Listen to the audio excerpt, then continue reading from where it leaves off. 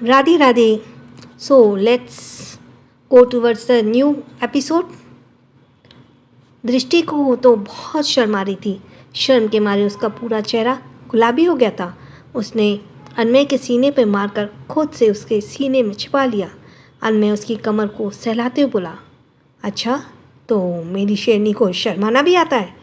Not bad.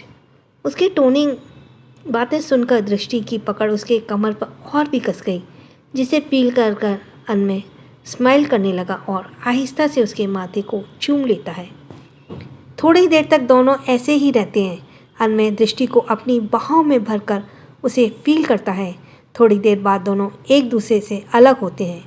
यह जानबूझकर अनय को परेशान करने के लिए उसने सीने में अपनी उंगलियां चलाने लगी। अनय उस अपनी होने वाली वाइफ की शरारतों को देखने लगा। पहले तो उसने दृष्टि को बिल्कुल नहीं रोका, पर जब वह दृष्टि की हरकतों के बहकने लगा तो वह अपने आप हाथ बढ़ाकर अपने सीने पर चल रहे उसके उंगलियों को रोक लेता है। दृष्टि पर तो अभी शरारत का भूत सवार था। उसने अनय के अपने हाथ छुड़ाकर दोबारा उसके मस्कुलर चेस्ट पर चलाने शुरू करे। दृष्टि को ये करने में बहुत मज़ा आ रहा था, पर उसे इस बात का बिल्कुल ख्याल नहीं था कि उसकी ये नादानी अनय के लिए सजा हो रही है। अनय दृष्टि की तरफ शरारत भरी निगाहों से देखते हुए बोला, वाइफी, मैं समझ गया तुम्हें हमारी फर्स्ट नाइट बनाने की बहुत जल्दी है। अनय ने इतना ही कहा था कि दृष्टि की उंगलियां जो अनय के सीने पर चल रही थी वो अपने आप रुक गई। अब जाकर अनय ने एक गहरी सांस ली, क्योंकि दृष्टि अगर थोड़ी देर और कंटिन्यू रखती तो उसे खुद भी नहीं पता था कि वह दृष्टि के साथ क्या कर बैठता। दृष्टि ने खुद को नॉर्मल किया और अनय की गोद से उठते हुए बोली, चलिए अब आप अपने आप को ठीक कर लीजिए, मुझे आपके साथ कुछ इम्पोर्टेंट डिस्कशन करने थे। अनय भी दृष्टि के सामने खड़ा हो गया और वह दृष्टि को अपनी शर्ट की तरफ इशारा करता है। पहले तो दृष्टि एक नज़र उसे देखती है, फिर ना चाहते हुए अनय की शर्ट के बटन बंद करने लगी। मौका पाकर अनय ने दृष्टि की कमर पर अपने हाथ कस लिए। दृष्टि को परेशान करने के लिए वह उसकी कमर को सहला रहा था। दृष्टि उसके शर्ट के बटनों को बंद करते हुए इसकी हरकतों को नोटिस कर रही थी, इसलिए वह उसे एक नज़र घूर कर देखती है, जिससे अनय के फेस पर स्माइल आ जाती है। फिर दोनों अपना डिस्कशन स्टार्ट कर देते हैं। ओबरॉय एंटरप्राइजेस। विवेक अपने कैबिन में बैठा हुआ जीविका को ही कॉल कर रहा था, पर जीविका थी कि उसका फ़ोन ही नहीं उठा रही थी। इतनी बार कॉल करने पर भी उसका कॉल नहीं पिक करना विवेक को कुछ अजीब सा लग रहा था। वह मन ही मन खुद से बोला, आज जीविका को क्या हो गया, वो मेरा कॉल क्यों नहीं उठा रही। उसने फिर से ट्राई करने के लिए उसका फ़ोन स्विच ऑफ आया। विवेक को बहुत अजीब लग रहा था, लेकिन वह अपने कैबिन से निकलकर जीविका के वर्क प्लेस की तरफ चला गया, जहां उसे इंटर्न काम करते थे, पर जीविका वहाँ भी नहीं थी। शिखा, जो कि विवेक के फेस पर परेशानी साफ देख पा रही थी, आज उसके कलेजे में ठंडक जो मिल रही थी। उसने जीविका के साथ ये चीप हरकत करके ये समझने लगी थी कि अब उसने जीविका और विवेक को हमेशा हमेशा के लिए अलग कर दिया है। अब वह आराम से विवेक की लाइफ में एंटर कर सकती है, पर यह सिर्फ उसका वहम था और कुछ भी नहीं। जीविका को अपने वर्क प्लेस पर ना देखकर विवेक थोड़ा परेशान हो गया। उसने रिसेप्शनिस्ट से पूछा तो पता चला कि जीविका तो घर चली गई है। वैसे तो जीविका विवेक को बता कर ही जाती थी अगर उसे कहीं जाना होता तो, पर आज विवेक को जीविका का बिना बताए घर जाना कुछ ठीक नहीं लग रहा था। उसने वन्या के पास कॉल किया। वन्या, जो कि अभी वेद को ही सुला रही थी, उसने अपने फ़ोन पर देखा तो कॉलर आईडी में विवेक का नाम रिफ्लेक्ट हुआ। उसने कॉल पिक किया। हेलो विवेक। फ़ोन की दूसरी तरफ से विवेक बोला, हेलो भाभी, क्या जीविका घर पर है। वन्या, एक्चुअली विवेक, मुझे भी नहीं पता कि वह घर आ चुकी है या नहीं। एक मिनट, मैं देखकर बताती हूँ। ये कहकर वह जीविका के कमरे की तरफ जाती है। दरवाज़ा हल्का सा खोलकर झाँकती है तो जीविका पेट के बल सो रही थी। वन्या कहती है, हाँ विवेक, जीविका घर पर है, पर तुमने पूछा क्यों? क्या उसने तुम्हें नहीं बताया कि वो घर आ रही है? विवेक बोला, एक्चुअली भाभी मैं उस वक्त एक इम्पॉर्टेंट मीटिंग में बिज़ी था। जीविका मेरा कॉल पिक नहीं कर रही थी तो सोचा कि मैं आपको कॉल करके पूछ लूँ। वन्या सोच में पड़ जाती है कि जीविका भला उसका फ़ोन क्यों नहीं उठा रही थी, पर उसने इस बारे में कुछ नहीं कहा। सामने से विवेक बोला, अच्छा भाभी मुझे कुछ काम है, मैं कॉल रखता हूँ, ओके बाय। वह वन्या को बोलकर कॉल डिस्कनेक्ट कर देता है। वह फिर से जीविका के रूम में आती है। वह इस वक्त जीविका सो चुकी थी। वन्या उसके सिरहाने के पास बैठकर उसके सिर सहलाने लगती है। तभी उसके माइंड में कुछ ख्याल आया। वह अपने कमरे में चली गई, थोड़ी देर रेस्ट किया और फिर जीविका के रूम में आई और उसे जगाने लगी। जीविका ने अब तक अपने आप को नॉर्मल कर लिया था। वन्या उसे जगाते बोली, बच्चा उठो और फ्रेश होकर रेडी हो जाओ, हमें कहीं जाना है। जीविका बेड पर बैठते हुए बोली, पर कहाँ दी?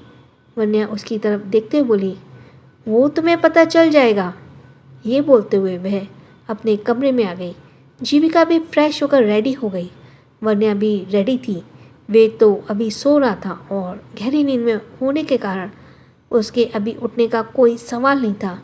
वन्या ने उसकी सिर पर आहिस्ते से किस किया और जीविका के साथ नीचे पार्किंग में आ गई। वन्या ने ड्राइविंग को एड्रेस बताया। दोनों बैक सीट पर बैठ गई। ड्राइवर ने कार वन्या के बताए एड्रेस की तरफ ले जाने लगा। जीविका सवालिया नज़र से अभी भी अपनी दीदी की तरफ देख रही थी। थोड़ी देर बाद जीविका को वो रास्ता कुछ जाना पहचाना सा लगा। जल्दी उसे पता चल गया कि वो कहाँ जा रहे हैं। ये पता चलने के बाद जीविका अपनी दी की तरफ देखते हुए बोली, प्लीज़ दी मुझे वहाँ फिर से नहीं जाना, एक घुटन सी महसूस होती है मुझे वहाँ। वन्या जीविका की तरफ देखकर उसके सिर पर प्यार से हाथ फेरते बोली, नहीं बच्चा, वो तुम्हारे मॉम डैड हैं, उन्हें ये जानने का पूरा हक है कि अब उनकी बेटी अपनी दी के साथ रहेगी। वन्या के शब्द सुनकर जीविका कुछ नहीं कहती और चुप हो जाती है। थोड़ी देर बाद वन्या की कार अग्रवाल हाउस के पास रुक जाती है। जीविका की मॉम मंदिरा, जो कि बालकनी के पास खड़ी होकर ही इधर उधर देखने में लगी थी, उनकी निगाहें अपने घर के सामने रुकी महंगी चमचमाती ब्लैक पोर्श कार पर ठहर जाती है। वे अपनी लालच भरी निगाहों से इसे देखती हैं। उसे समझ नहीं आ रहा था कि ये कौन आ गया। तभी कार की एक तरफ का डोर ओपन होता है और उसमें से वन्या बाहर निकलती है। एक सिल्वर कलर की सिंपल मगर महंगी ब्रांडेड साड़ी में वह बेहद खूबसूरत लग रही थी। बालकोनी में से अब मंदिरा की निगाहें वन्या पर पड़ती हैं और वो भी इस महंगी कार के साथ, तो उसका दिल जलने लगता है। तभी साइड से कार का दरवाज़ा फिर से ओपन होता है और उसमें से जीविका बाहर आती है। दोनों को साथ में देखकर मंदिरा की तो आंखें बड़ी की बड़ी हो जाती हैं। वह तुरंत सीढ़ियों से होते हुए नीचे हॉल की तरफ जाने लगी। वन्या ने जीविका हाथ पकड़ा और घर के अंदर की तरफ जाने लगी। जीविका को तो इस घर में आकर अपनी मॉम डैड की शक्ल देखने का बिल्कुल मन नहीं था, पर वह यहाँ अपनी दी के कहने पर आई थी। आज जीविका आज जितेश जी घर पर ही थे। जैसे कि उनकी निगाहें अपनी दोनों बेटी वन्या और जीविका पर पड़ी, उनकी आंखें चमक उठी। वो दोनों की तरफ देखते हुए स्माइल करते बोले, तुम दोनों? इतने में मंदिरा भी नीचे आ चुकी थी और वन्या और जीविका के सामने खड़ी थी। जैसे ही मंदिरा की निगाहें वन्या पर गई, वह उसे देखते ही रह गई। सिल्वर कलर की महंगी ब्रांडेड साड़ी, गले में डायमंड का खूबसूरत सा मंगलसूत्र, माथे पर सिंदूर, खुले हुए सिल्की बाल। इस लुक में वह बेहद खूबसूरत लग रही थी। वन्या को इस तरह देखकर एक बार फिर मंदिरा का दिल जलने लगा। उसने वन्या को अजीब निगाहों से देखकर फिर जीविका की तरफ देखते हुए स्माइल करते हुए उसे हग कर लेती है। जीविका कुछ नहीं कहती, वह चुपचाप खड़ी रहती है। मंदिरा उसे हग किए हुए बोली, बेटा तुम तो अपनी फ्रेंड के यहाँ रुकी हुई थी ना?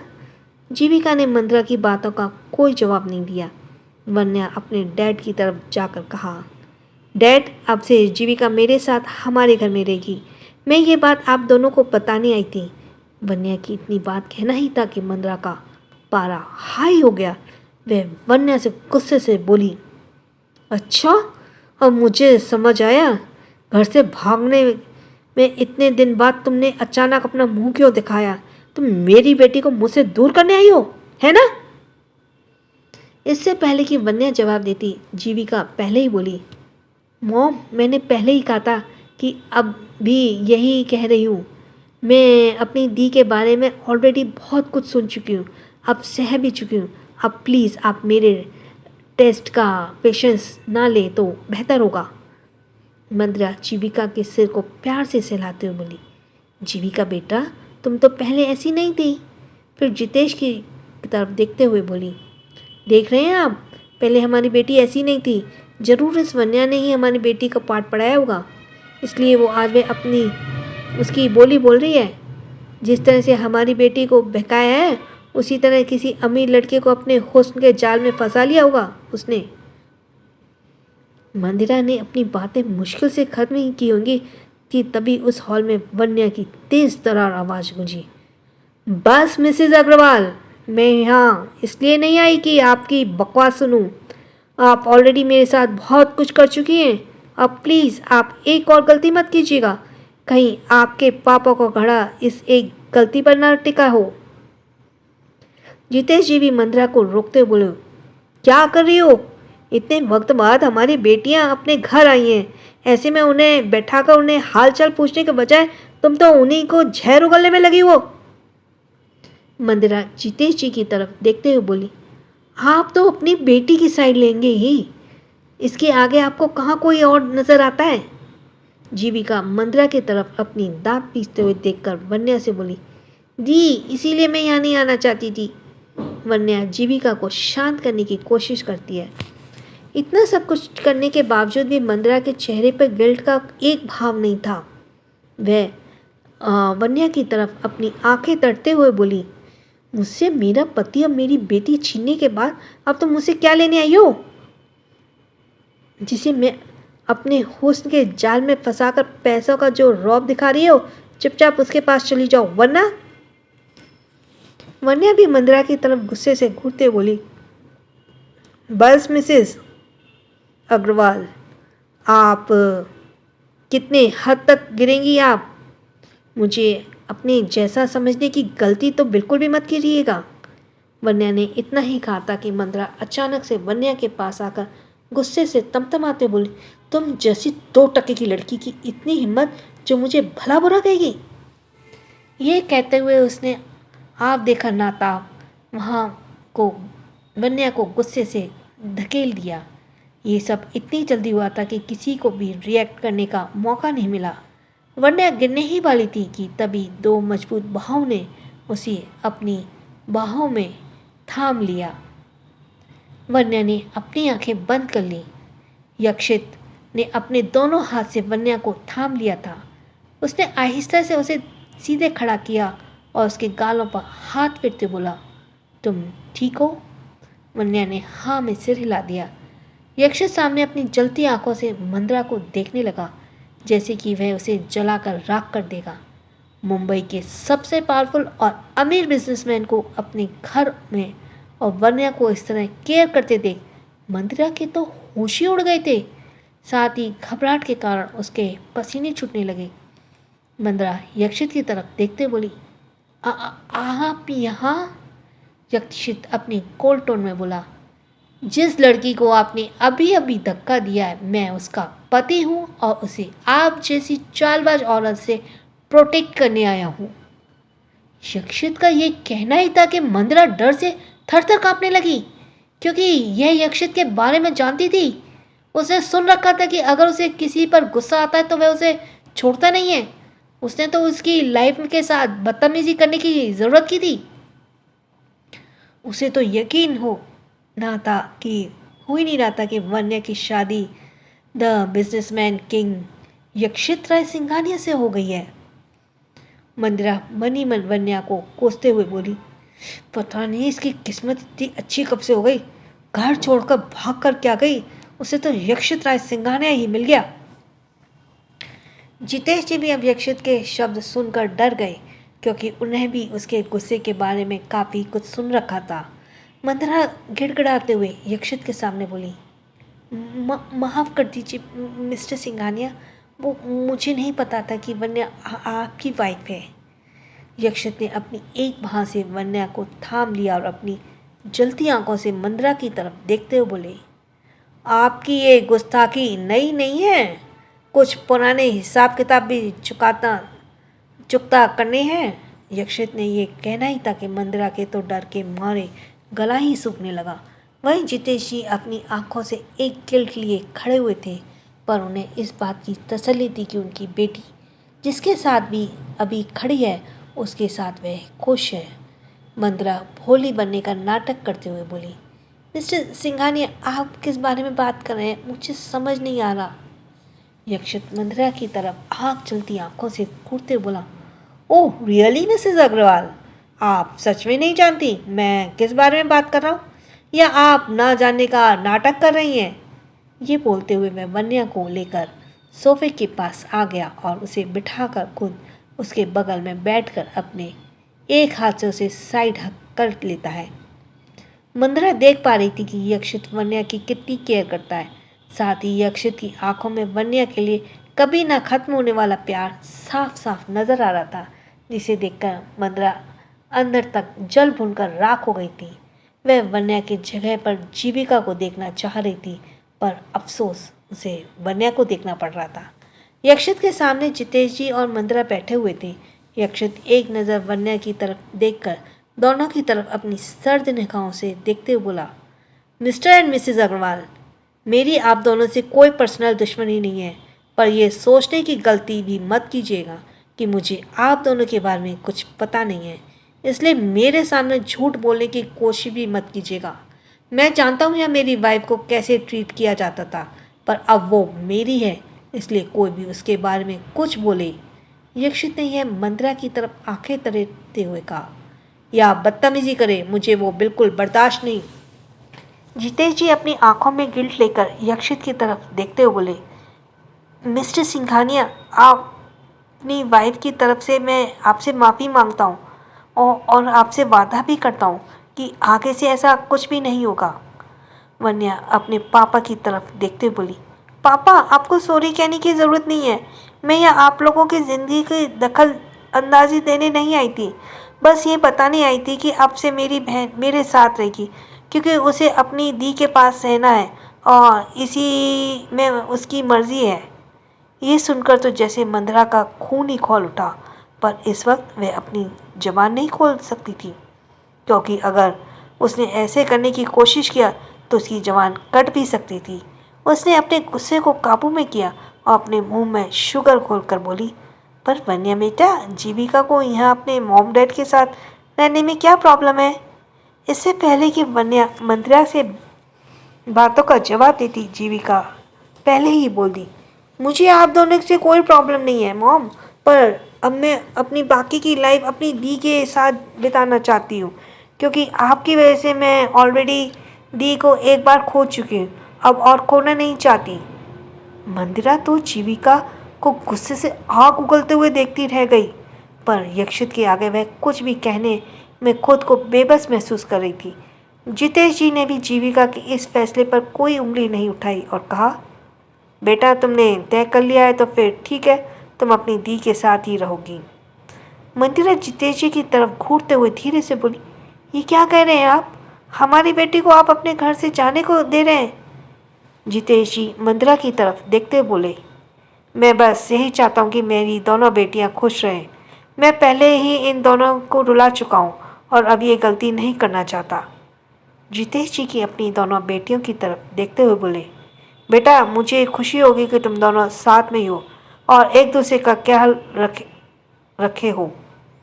बेटा, हो सके तो अपने पापा को माफ़ कर देना। अपने पापा की आंखों में गिल्ट देखकर वन्या भी इमोशनल में आ गई।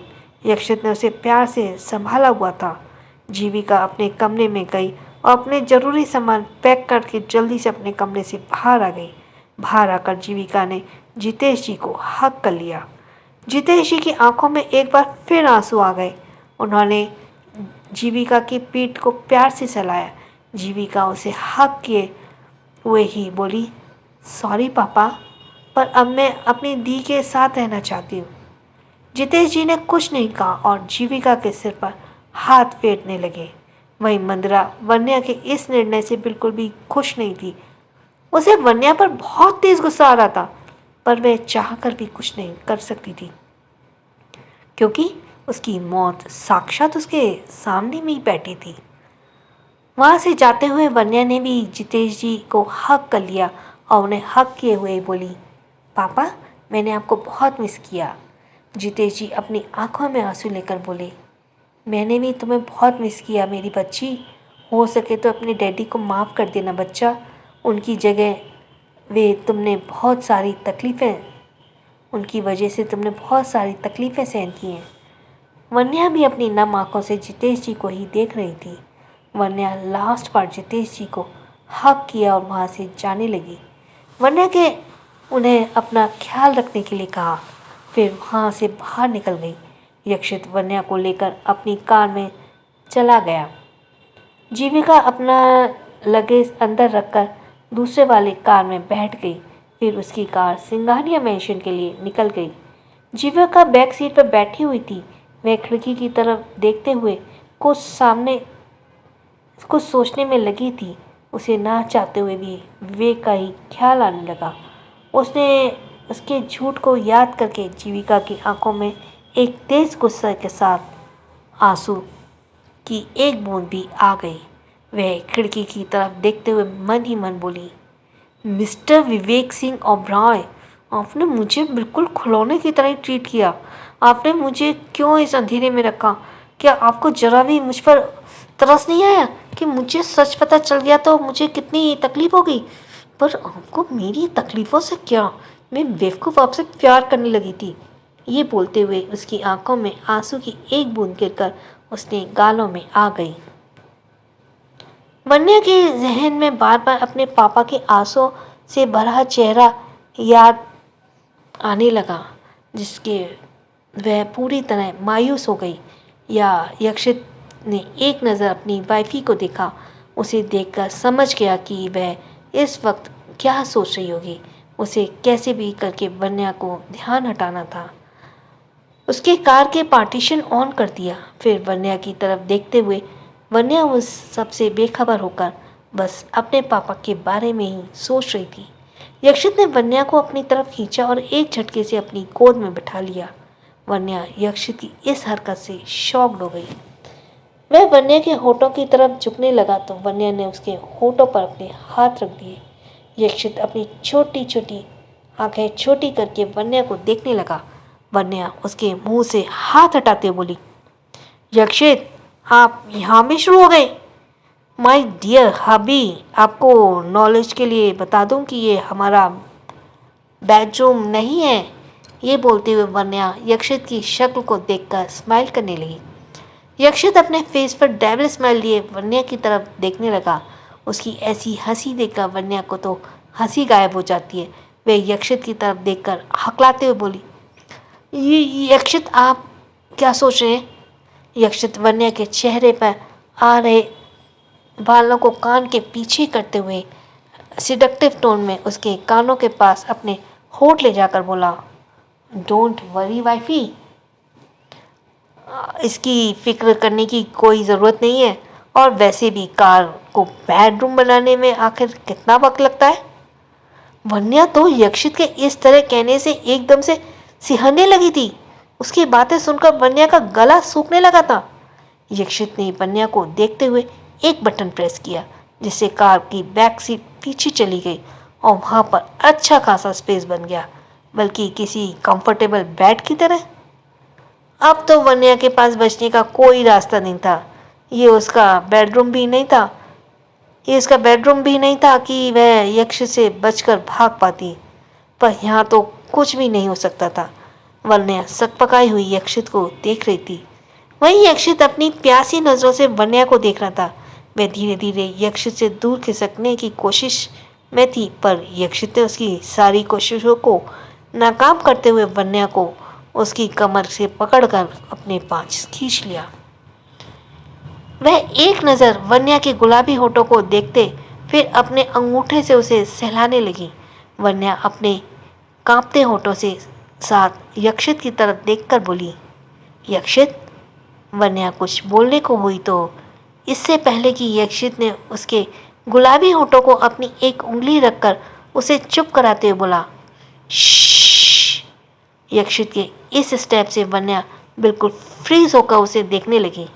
उसने उसकी नेक को पकड़ा और वन्या के होठों के करीब आकर उसके होठों पर अपने होठ की गिरफ्त में ले लिया। जिसका सब्सक्राइब करना रह गया वो जल्दी से सब्सक्राइब करे। और थैंक्स फॉर लिसनिंग। छोटों को प्यार, बड़ों को सम्मान। राधे राधे।